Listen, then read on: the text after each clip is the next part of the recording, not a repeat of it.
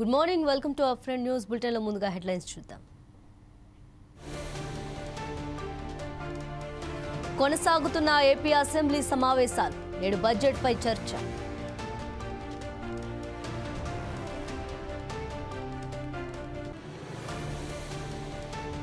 నేడు ఢిల్లీకి AP CM conclave లో పాల్గొననున్న చంద్రబాబు.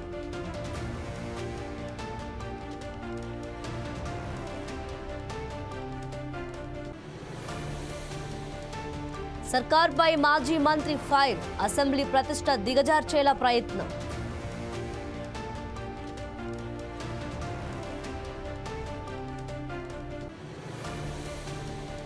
కార్తీక పౌర్ణమి సందడి, శివాలయాలకు పోటెత్తిన భక్తులు.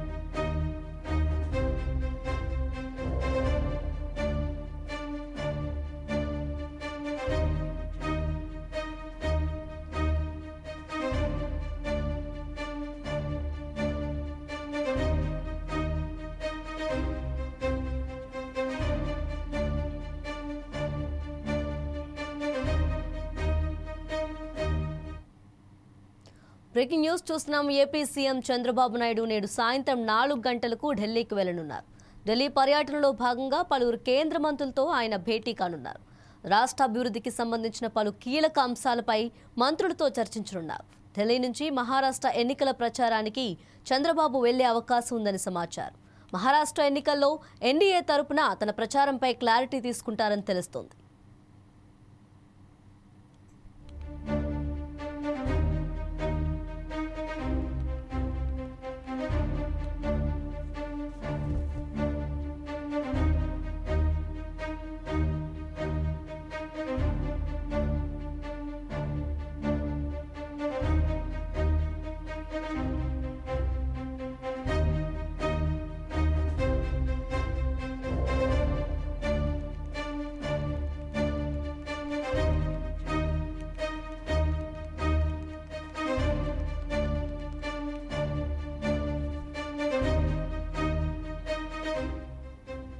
ఏపీ సీఎం చంద్రబాబు నాయుడు నేడు సాయంత్రం 4 గంటలకు ఢిల్లీకి వెళ్లనున్నారు. ఢిల్లీ పర్యటనలో భాగంగా పలువురు కేంద్ర మంత్రులతో ఆయన భేటీ కానున్నారు. రాష్ట్ర అభివృద్ధికి సంబంధించిన పలు కీలక అంశాలపై మంత్రులతో చర్చించనున్నారు. ఢిల్లీ నుంచి మహారాష్ట్ర ఎన్నికల ప్రచారానికి చంద్రబాబు వెళ్లే అవకాశం ఉందని సమాచారం. మహారాష్ట్ర ఎన్నికల్లో ఎన్డీఏ తరపున తన ప్రచారంపై క్లారిటీ తీసుకుంటారని తెలుస్తోంది.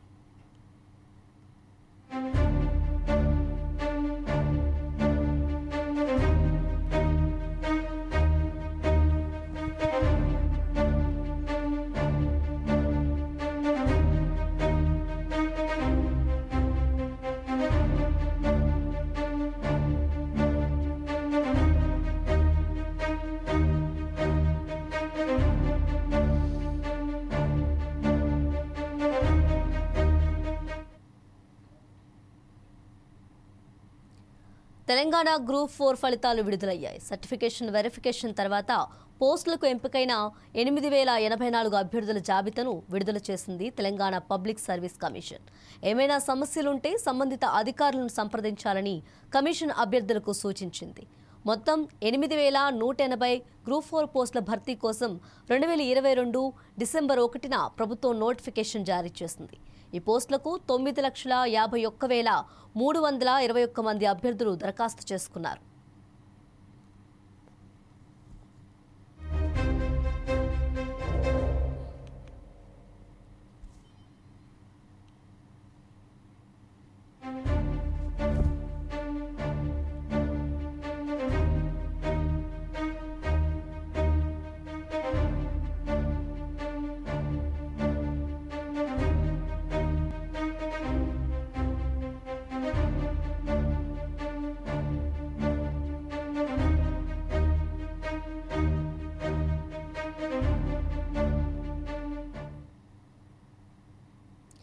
ఏపీ బడ్జెట్ సమావేశాలు కొనసాగుతున్నాయి. నేడు 4వ రోజు అసెంబ్లీ సమావేశాలు ప్రారంభమయ్యాయి.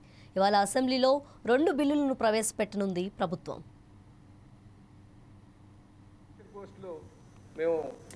మేము అధికారంకి వచ్చిన తర్వాత చేస్తామని చెప్పి మోసం చేశారు అధ్యక్ష. కానీ వాళ్ళ అధికారంలో ఉన్నప్పుడు 4 సంవత్సరాల 9 నెలలు ఒక్క పోస్ట్ కూడా తీయలేదు అధ్యక్ష. ఒక నోటిఫికేషన్ కూడా విడుదల చేయలేదు. కాకపోతే ఎలక్షన్కి 2 నెలల ముందు మాత్రం ఏదో ఒక నోటిఫికేషన్ విడుదల చేసి ఎవరైతే ఆస్పిరెంట్స్ ఉన్నారో వాళ్ళందరినీ మోసం చేశారు అధ్యక్ష. అలాంటి పరిస్థితి ఏమైనా ఉంటుందా? దానికి సమాధానం చెప్పాల్సినటువంటి అవసరం ఉంది అధ్యక్ష. ఎందుకంటే నిరుద్యోగులు చాలామంది ఎదురు చూస్తున్నారు పోస్టుల కోసం. అలాగే అధ్యక్ష, ఎంత దారుణం అంటే టీచర్స్ పట్ల, ఎందుకంటే ఈ సమాజంలో టీచర్స్ అంటే చాలా గౌరవం అధ్యక్ష. విద్య బోధిస్తారు, జ్ఞానాభివృద్ధి అభివృద్ధి. కానీ టీచర్స్ అందరినీ తీసుకెళ్ళి వాళ్ళు వైన్ షాపుల దగ్గర నించోబెట్టినటువంటి పరిస్థితి కూడా చూసాం అధ్యక్ష.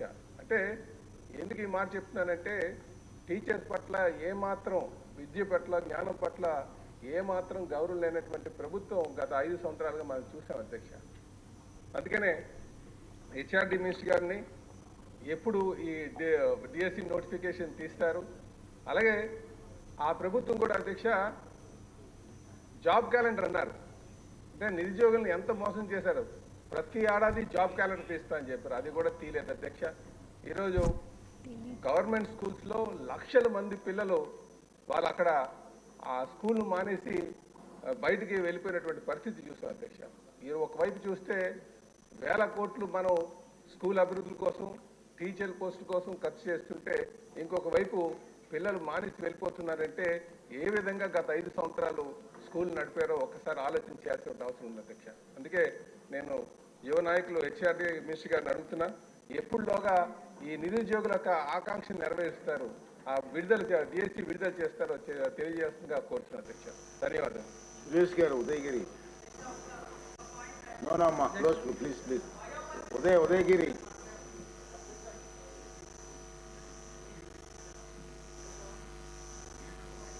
ఇచ్చినందుకు ధన్యవాదాలు. ఈ రోజున వైసీపీ శాసనసభ్యులు ఈ క్వశ్చన్ అడగడం జరిగింది, కానీ వారు సభలో లేరు.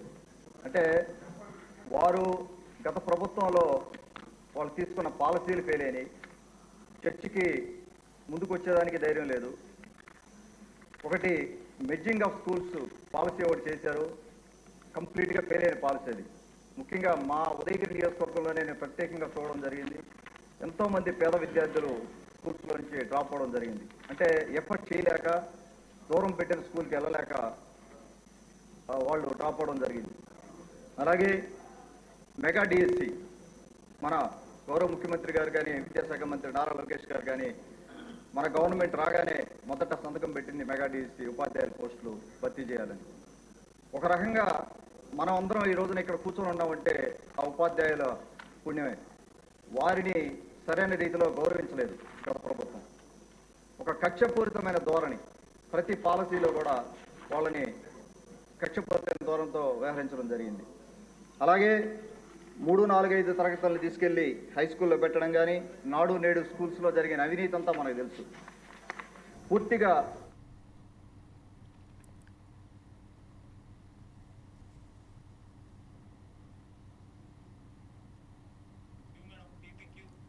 కూటమి సర్కార్ తీరుపై మాజీ మంత్రి అంబటి రాంబాబు మండిపడ్డారు. కూటమి పార్టీల నేతలు శాసనసభ స్థాయిని దిగజార్చేలా మాట్లాడారని, వైఎస్ జగన్పై వాడిన భాష సరికాదంటూ మాజీ మంత్రి విమర్శించారు.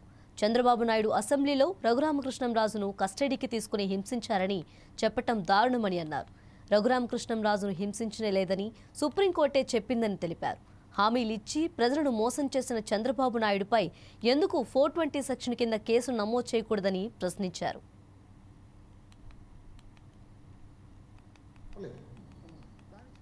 చెప్పలేరు, కానీ దాన్ని డైవర్ట్ చేసేసి త్రిపుల్ గారి మీద హింస జరిగింది అని ఈ రాష్ట్ర ముఖ్యమంత్రి ప్రవర్తించాడు, ఎందుకు 420 ఐపీసీ కింద నీ మీద కేసు పెట్టకూడదు అనేటువంటి పద్ధతుల్లో వివరంగా సాక్ష్యాధారాలతో సహా జగన్మోహన్ రెడ్డి గారు చెప్తే దానికి శాసనసభలో సమాధానం చెప్పే పనే లేదు.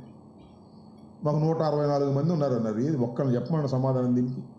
చంద్రబాబు నాయుడు గారిని చెప్పమనండి, పవన్ కళ్యాణ్ గారిని చెప్పమనండి, లేదా ఆ లోకేష్ బాబుని చెప్పమనండి, లేక ఆ ఫైనాన్స్ మంత్రిని చెప్పమని. దానికి సమాధానం మాత్రం చెప్పలేరు. దానికి సమాధానం చెప్పలేరు. కానీ దాన్ని డైవర్ట్ చేసేసి RRR గారి మీద హింస జరిగింది అని ఒక కథ అల్లేటటువంటి ప్రయత్నం చేశారు, విచ్ ఈజ్ ఫాల్స్. నేను మనవి చేస్తున్నాను. ఎస్, RRR గారు ఎవరు? రాజశేఖర రెడ్డి గారికి బాగా తెలుసు, మాకు బాగా తెలుసు. వైఎస్ఆర్ కాంగ్రెస్ పార్టీ తరపున 2014లో పోటీ చేయడానికి ముందుకొచ్చారు, 2019లో పోటీ చేశారు, గెలుపొందారు, మా పార్టీకి ఎంపీగా ఉన్నారు. మా పార్టీగా ఎంపీగా గెలిచిన తరువాత ఏం చేశాడు ఆయన? చంద్రబాబు నాయుడు గారి హ్యాండ్లు పపెట్ లాగా ప్రవర్తన చేశాడు. చంద్రబాబు నాయుడు గారి డైరెక్షను, చంద్రబాబు నాయుడు గారి డైలాగులు, రచ్చబండి అనేటువంటి ఒక కార్యక్రమాన్ని పెట్టి ఇష్టం వచ్చినట్టుగా జగన్మోహన్ రెడ్డి గారిని, ఈ ప్రభుత్వాన్ని ఇష్టం వచ్చినట్టుగా మాట్లాడారు. ఒకసారి కాదు, 2 సార్లు కాదు, 3 సార్లు కాదు. ఒక ఛానల్ తీసేసుకున్నట్టుగా రచ్చబండ పెట్టి రోజు ఎల్లో మీడియాలో 1 గంట సేపు జగన్మోహన్ రెడ్డి గారిని దూషించడమే పనిగా పెట్టుకున్నారు. మోస్ట్ అన్పార్లమెంటరీ లాంగ్వేజ్ అంతా ఉపయోగించారు, రెచ్చగొట్టారు, రాష్ట్రంలో తగాదాలు పెట్టడానికి ప్రయత్నం చేశారు. ఒకసారి వెళ్ళి చూసుకోమని మనవి చేస్తున్న ప్రజలందరినీ కూడా. ఎక్కడైతే ఒకసారి వెనక్కి వెళ్ళి యూట్యూబ్ చూస్తే మీకు అర్థమైద్ది. మా పార్టీ అని చెప్తాడు, మా పార్టీ జగన్మోహన్ రెడ్డి అని చాలా అగ్లీగా మాట్లాడినటువంటి సందర్భాలు. ఈ అగ్లీగా మాట్లాడిన కారణం ఎవరు? చంద్రబాబు నాయుడు గారు. ఇందాక అంటున్నాడు ఆయన, ముఖ్యమంత్రి గారు అంటే, ప్రస్తుతం ఉన్న ముఖ్యమంత్రి గారు చాలా సంస్కారవంతుడంట, చెత్త భాషను ప్రోత్సహించడంట,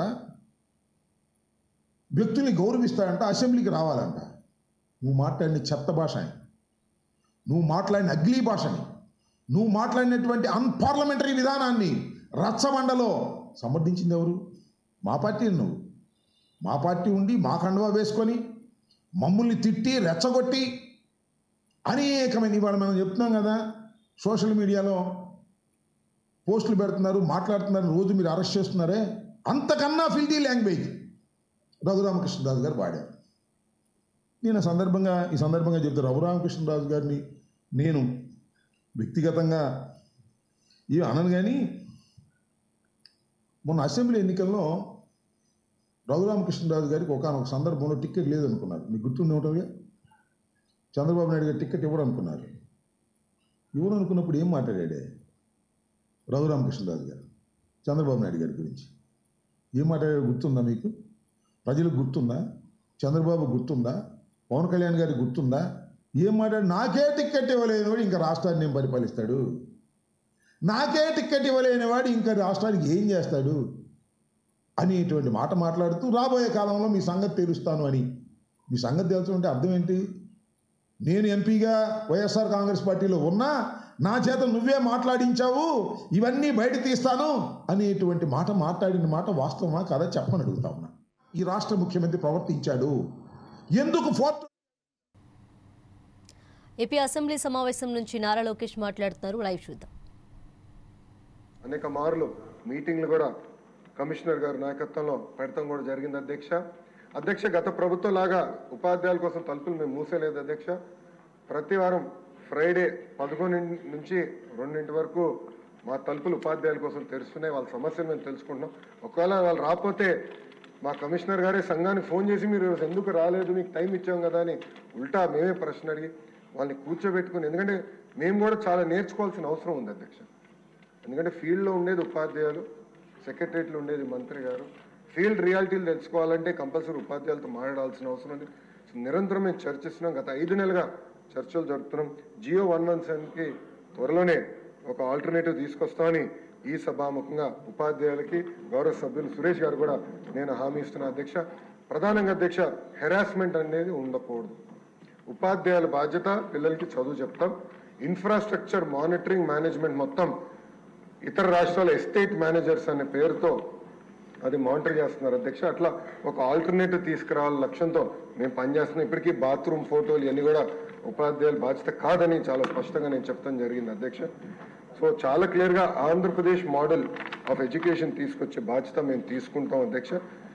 చివరిగా ఒక మాట చెప్దలుచుకున్నాను అధ్యక్ష. గతంలో కూడా ఉపాధ్యాయుల పైన వాళ్ళు ధర్నాలు చేసినప్పుడు అనేక కేసులు గత ప్రభుత్వం పెట్టింది.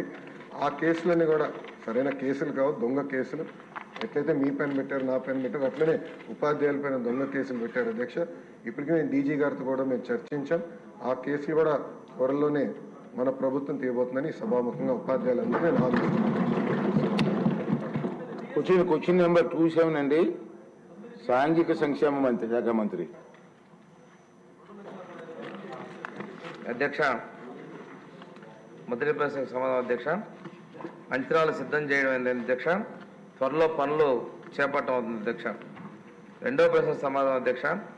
15 కోట్ల రూపాయలతో 5 కొత్త హాస్టల్స్ నిర్మాణానికి చర్యలు తీసుకుంటున్నాం అధ్యక్ష. 2.56 కోట్ల రూపాయలతో 19 హాస్టల్ రిపేర్లు కూడా చేపట్టడం జరుగుతుంది అధ్యక్ష. 14 హాస్టల్లో స్వచ్ఛ భారత్ కింద శానిటరీ కాంప్లెక్స్ నిర్మాణం కూడా చర్యలు తీసుకున్నాం అధ్యక్ష. వివరాలు అనుబంధంలో పొందుపరచడం జరిగింది అధ్యక్ష. అరవింద్ బాబు గారు, గౌరవ సభ్యులు.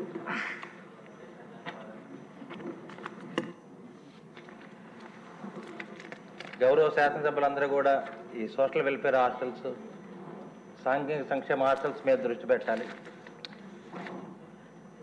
ఎందుకంటే ఎన్ని ప్రభుత్వాలు మారినా కానీ ఈ సాంఘిక సంక్షేమ హాస్టల్స్ యొక్క స్థితిగతులు మారలేదు అధ్యక్ష. మరి సైన్స్ టెక్నాలజీ పెరిగింది, ఆర్టిఫిషియల్ ఇంటెలిజెన్స్ వచ్చినా కానీ ఈ సోషల్ వెల్ఫేర్ హాస్టల్స్ని అప్గ్రేడ్ చేసుకోవాల్సిన బాధ్యత మన గౌరవనీయుల ముఖ్యమంత్రి గారి మీద ప్రత్యేకంగా దృష్టి పెట్టాలి అధ్యక్ష.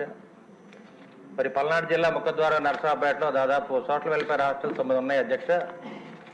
దాంట్లో pre matric 4, 5 post matric hostels ఉన్నాయి అధ్యక్ష. దాంట్లో 3 గవర్నమెంట్ బిల్డింగ్స్ ఉన్నాయి అధ్యక్ష. ఒకటి కాంగ్రెస్ ప్రభుత్వ హయాంలో ఒకటి కడితే 2 టీడీపీ హయాంలో మనకు కట్టడం జరిగింది.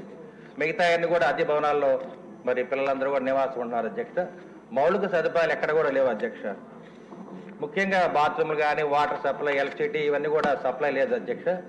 గడిచిన ప్రభుత్వాలు కూడా దాన్ని విస్తరించినాయి. మన ప్రభుత్వం వచ్చిన తర్వాత ప్రతి హాస్టల్ కూడా మేమందరం కూడా సందర్శించి ఆ రోజు పూర్తిగా అకామిడేషన్ దాదాపు 1200 మందికి ఉంటే మరి నారా లోకేష్ బాబు గారి చొరవతోటి ఒక 500 మందిని ఎక్స్ట్రా చేర్చడం జరిగింది అధ్యక్ష. అదేవిధంగా కలెక్టర్ గారు కూడా అక్కడ చొరవ తీసుకొని వారికి కావాల్సిన మెను కూడా సప్లై చేయడం జరిగింది అధ్యక్ష. ఇవాళ ప్రతి సంక్షేమ హాస్టల్స్లో ప్రతి బిడ్డకి 1200 రూపాయల నుంచి ప్రతి నెల 1500 రూపాయలు మంజూరు చేయడం జరుగుతుంది అధ్యక్ష. అదేవిధంగా పోస్ట్ మెట్రిక్ వాళ్ళకైతే 1600 రూపాయలు మంజూరు చేయడం జరుగుతుంది అధ్యక్ష. పల్నాడు జిల్లా రాజుపాలెం మండలం కొండమూడు వద్ద అంజురెడ్డి నర్సింగ్ కాలేజీలో బీఎస్సీ ఫస్ట్ ఇయర్ చదువుతున్న విద్యార్థి భవనంపై నుంచి దూకి ఆత్మహత్యాయత్నానికి పాల్పడింది. దీంతో బాలికను నర్సరావుపేట పట్టణంలోని ఓ ప్రైవేట్ ఆసుపత్రికి తరలించారు. విద్యార్థి పరిస్థితి విషమంగా ఉందని డాక్టర్లు తెలిపారు. విషయం తెలుసుకున్న పోలీసులు కళాశాల యాజమాన్యంపై కేసు నమోదు చేసుకుని దర్యాప్తు చేస్తున్నారు. విస్మయ్ అనే విద్యార్థి కేరళ రాష్ట్రానికి చెందినదిగా పోలీసులు గుర్తించారు. అధికారులు స్పందించి కళాశాల యాజమాన్యంపై చర్యలు తీసుకోవాలని ప్రజలు, తల్లిదండ్రులు కోరుతున్నారు.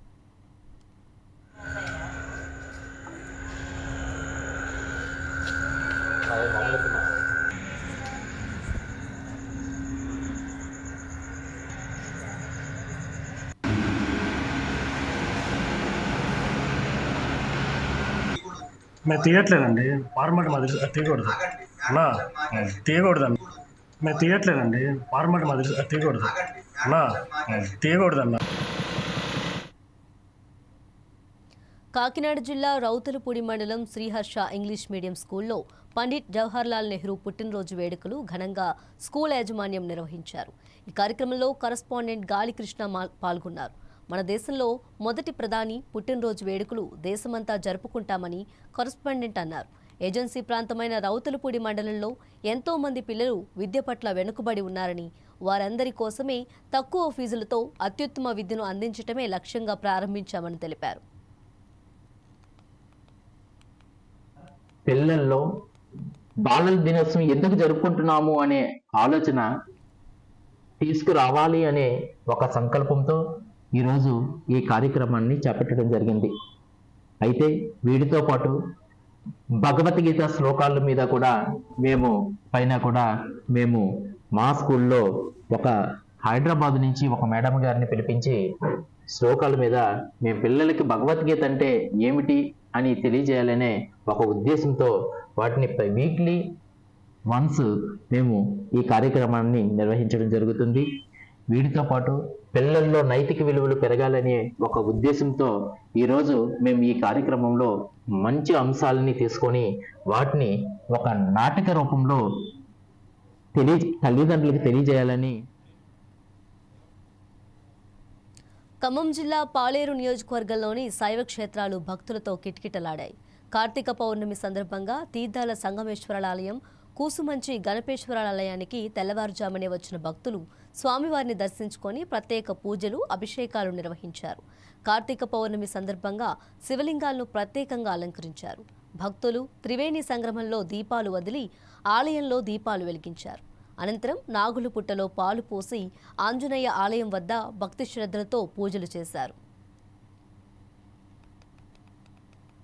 ఖమ్మం జిల్లా కూసుమంచి మండలం కూసుమంచి గ్రామం నందు స్వయంభూ వించేసినటువంటి శ్రీ రామలింగేశ్వర స్వామి దేవస్థానం నందు కార్తీక మాసం సందర్భంగా ఈరోజు కార్తీక పౌర్ణమికి భక్తులు అధిక సంఖ్యలో పాల్గొన్నారు.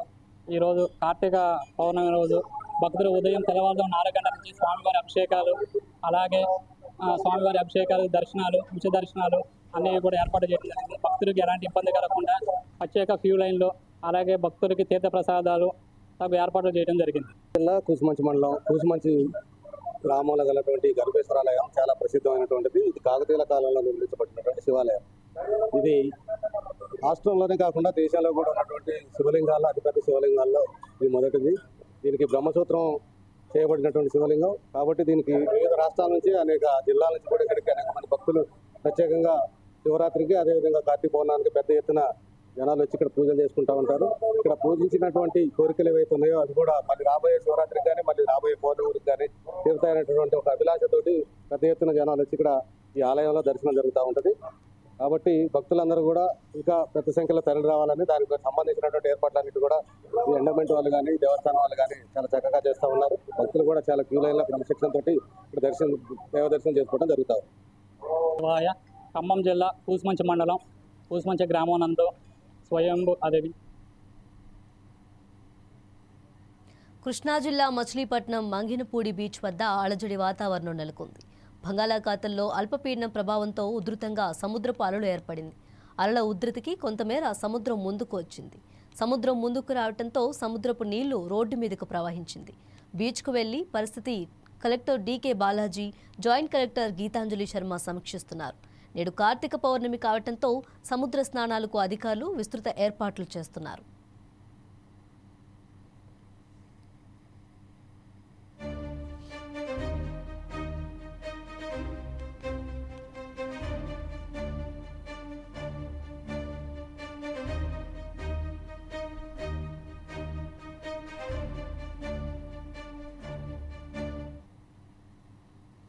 కృష్ణా జిల్లా మచిలీపట్నం కార్తీక పౌర్ణమి సందర్భంగా మంగినపూడి బీచ్లో సాగర హారతి, సముద్ర స్నానాలు ప్రారంభమయ్యాయి. సముద్ర స్నానాలకు భక్తులు అధిక సంఖ్యలో తరలివస్తున్నారు. సాగర హారతితో సముద్ర స్నానాలకు మంత్రి కొల్లు రవీంద్ర ప్రారంభించారు. ఈ కార్యక్రమంలో జిల్లా ఎస్పీ ఆర్ గంగాధర్రావు పాల్గొన్నారు. సముద్ర స్నానాల సందర్భంగా అధికారులు విస్తృత ఏర్పాట్లు చేశారు. సముద్ర స్నానాలకు 1,00,000 నుంచి 2,00,000 మంది భక్తులు వచ్చే అవకాశం ఉందని తెలిపిన అధికారులు సముద్రం ఒడ్డున కార్తీక దీపాలను భక్తులు వెలిగించారు. బీచ్ పరిసరాల్లో ఏర్పాటు చేసిన పోలీస్ భద్రతా చర్యలను మంత్రి రవీంద్ర పరిశీలించారు.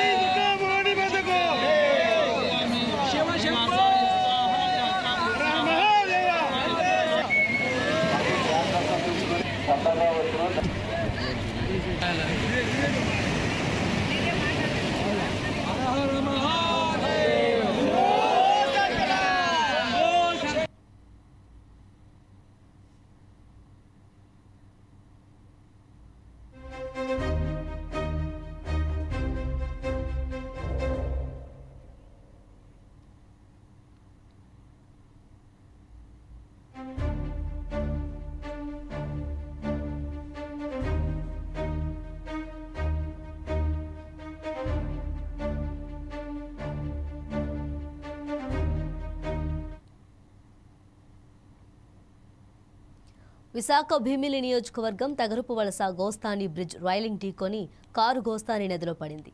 కారులో ఉన్న డ్రైవర్ని స్థానికులు గమనించి స్థానిక ఆసుపత్రికి తరలించారు. అప్పటికే ఓ వ్యక్తి అక్కడికక్కడే మృతి చెందినట్లు వైద్యులు తెలిపారు. సంఘటనా స్థలానికి పోలీసులు చేరుకొని ట్రాఫిక్ అంతరాయం కలగకుండా చర్యలు చేపట్టారు. గోస్తాని నది బ్రిడ్జిపై విద్యుత్ దీపాలు లేకపోవడం ప్రమాదాలకు కారణమవుతుందని స్థానికులు ఆవేదన వ్యక్తం చేస్తున్నారు. ఇప్పటికైనా అధికారులు గోస్తాని నది బ్రిడ్జిపై విద్యుత్ దీపాలను ఏర్పాటు చేయాలని స్థానికులు కోరుతున్నారు. ప్రమాదానికి గురైన కారు భోగాపురం ఎయిర్పోర్టుకు L&T కంపెనీకి సంబంధించిందని పోలీసులు తెలిపారు. డ్రైవర్ తగరపు వలస చెందిన వ్యక్తిగా పోలీసులు గుర్తించారు.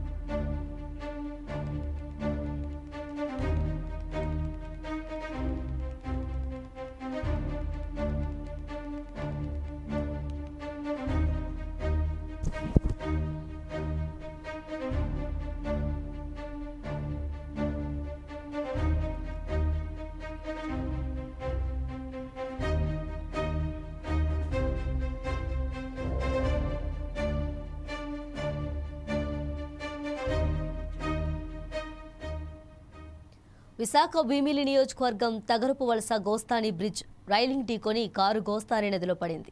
కారులో ఉన్న డ్రైవర్ని స్థానికులు గమనించి స్థానిక ఆసుపత్రికి తరలించారు. అప్పటికే వ్యక్తి అక్కడికక్కడే మృతి చెందినట్లు వైద్యులు తెలిపారు. సంఘటనా స్థలానికి పోలీసులు చేరుకొని ట్రాఫిక్ అంతరాయం కలగకుండా చర్యలు చేపట్టారు.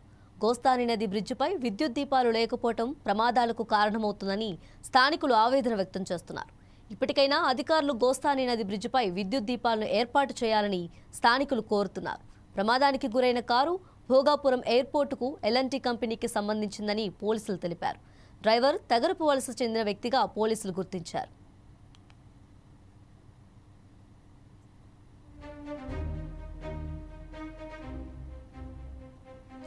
దీనిపై మరింత సమాచారం మా ప్రతినిధి పవన్ అందిస్తారు. పవన్, చెప్పండి.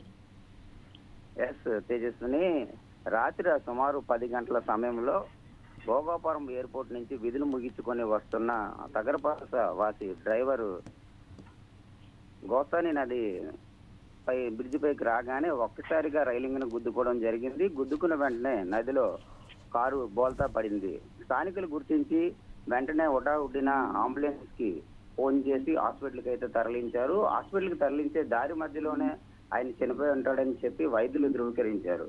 ఈ సమాచారాన్ని అందుకున్న పోలీసులు అక్కడికి వచ్చి ట్రాఫిక్ అయితే అంతరాయం కలగకుండా వెహికల్స్ ని ఎక్కడికక్కడ డైవర్ట్ చేయడం కూడా జరిగింది. దీనిపైన స్థానికులు అయితే ఆగ్రహం వ్యక్తం చేస్తున్నారు. బ్రిడ్జి పైన విద్యుత్ దీపాలు లేపడం వల్ల గత రాత్రి కూడా ఇలాంటి సంఘటన చోటు చేసుకున్నది. ఇటువంటివి చోటు చేసుకోకుండా పునరావృతం అవ్వాలంటే బ్రిడ్జి పైన విద్యుత్ దీపాలు పెట్టాలని చెప్పేసి కూడా వాళ్ళు డిమాండ్ చేస్తున్న పరిస్థితి కనబడుతుంది. అంటే సుమారు ఏ టైంలో ఇది జరుగుండొచ్చు? రాత్రి 10 గంటల సమయంలోనైతే ఈ ఘటన జరిగింది. ఆ టైంలో చీకటిగా ఉండడం వల్ల ఈ ప్రమాదం జరిగిందని కూడా ఆవేదన వ్యక్తం చేస్తున్నారు స్థానికులు. Okay, all right, thank you Pawan.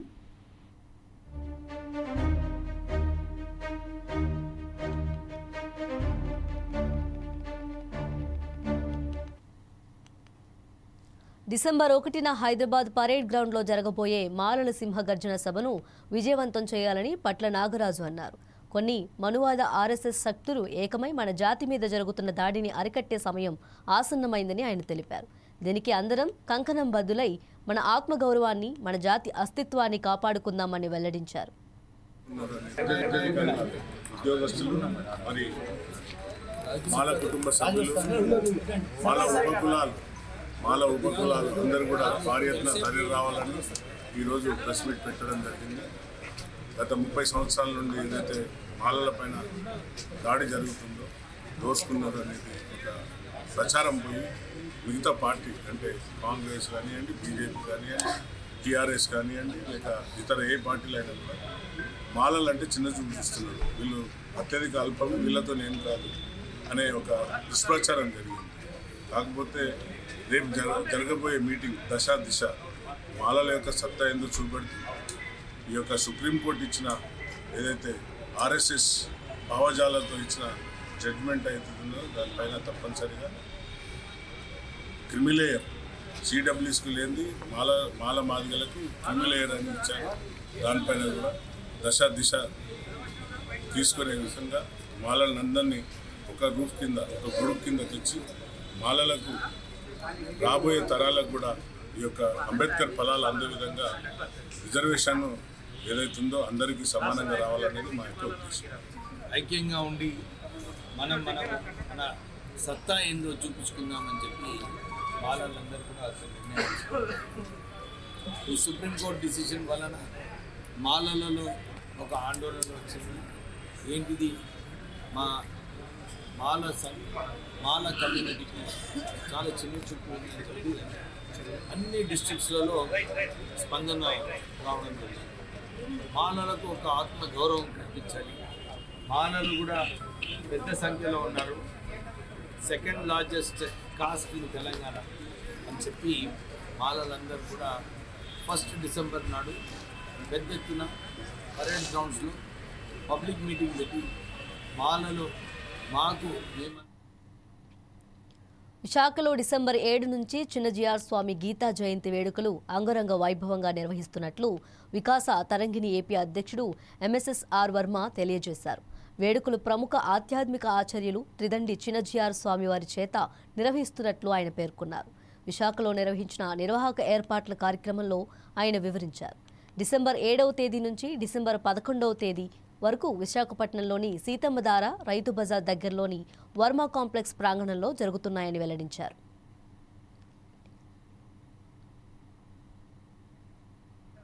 Chinna Jeeyar స్వామి వారి దివ్య అనుగ్రహ కటాక్షంతో ప్రత్యక్ష పర్యవేక్షణలో జరుగుతున్న మహా అద్భుత కార్యక్రమం గీతా జయంతి మహోత్సవం.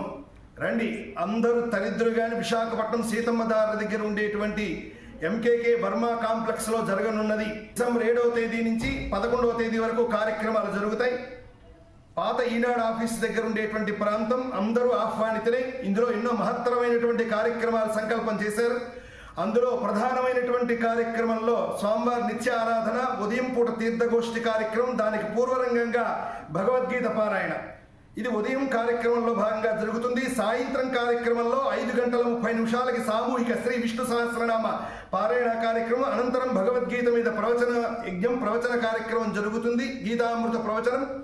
తదనంతరం స్వామివారి తాలూకు అనుగ్రహ భాషణం, మంగళాశాసనాలు తెలియజేయడం జరుగుతుంది. మధ్యలో 10వ తేదీ నాడు భక్తులందరి కోరిక మేరకు సమాశ్రయణ కార్యక్రమాన్ని కూడా కటాక్షించారు స్వామివారు.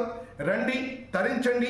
సీతమ్మధార పాత ఈనాడు ఆఫీస్ దగ్గర ఉండేటువంటి ప్రాంతంలో జరుగుతున్న ఈ గీతామృత ఉపన్యాస కార్యక్రమాలు, గీతా జయంతి ఉత్సవాల్ని ఇవి bulletin updates. Keep watching 4 Sides TV.